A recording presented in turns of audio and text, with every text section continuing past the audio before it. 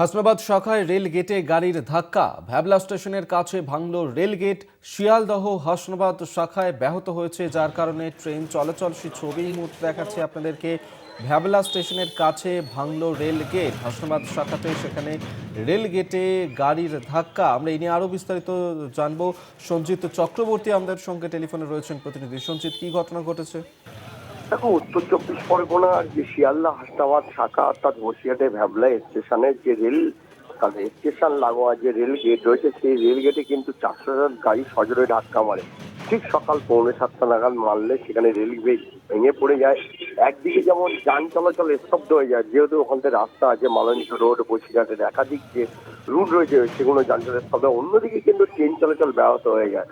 একেবারে প্রায় তোমার বিশেষ করে প্রতিটা স্টেশনে, বারাসাত এবং হাসনাবাদের যেসব স্টেশন রয়েছে সেই স্টেশনে কিন্তু ট্রেন থমকে যায়।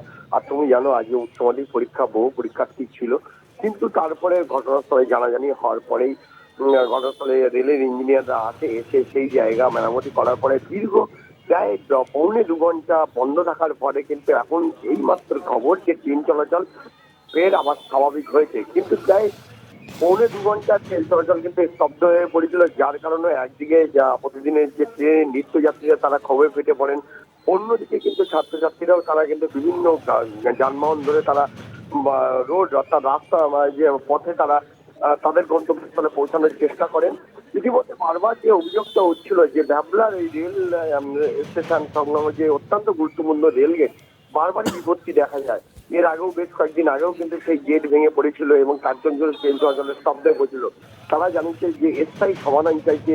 ট্রেন যাত্রী থেকে শুরু করে স্থায়ী বাসিন্দা থেকে শুরু করে যারা ওখানে থাকে, বিশেষ করে রেল হকাররা, তারা চাইছে। বারবার এই সমস্যার সম্মুখীন করতে হচ্ছে। কেন রেলের আধিকারিকরা এসে এই পুরো সরেজমিনে দেখে স্থায়ী একটা সঞ্জিত, সমাধান ট্রেন করছে না? চলাচল কি শুরু হয়েছে?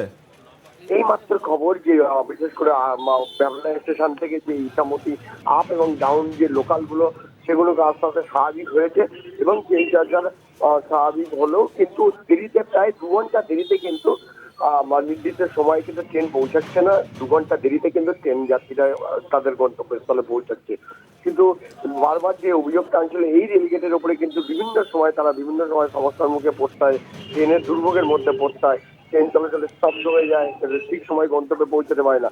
শেষ মুহূর্তে পাওয়ার খবর এই মাত্র ট্রেন চলাচল স্বাভাবিক হয়েছে প্রায় 2.25 ঘন্টা পরে রেল গেট সচল হওয়ার পর এবং রেলের ইঞ্জিনিয়াররা আসার পরে তারপর সিগন্যাল দেওয়া হয়।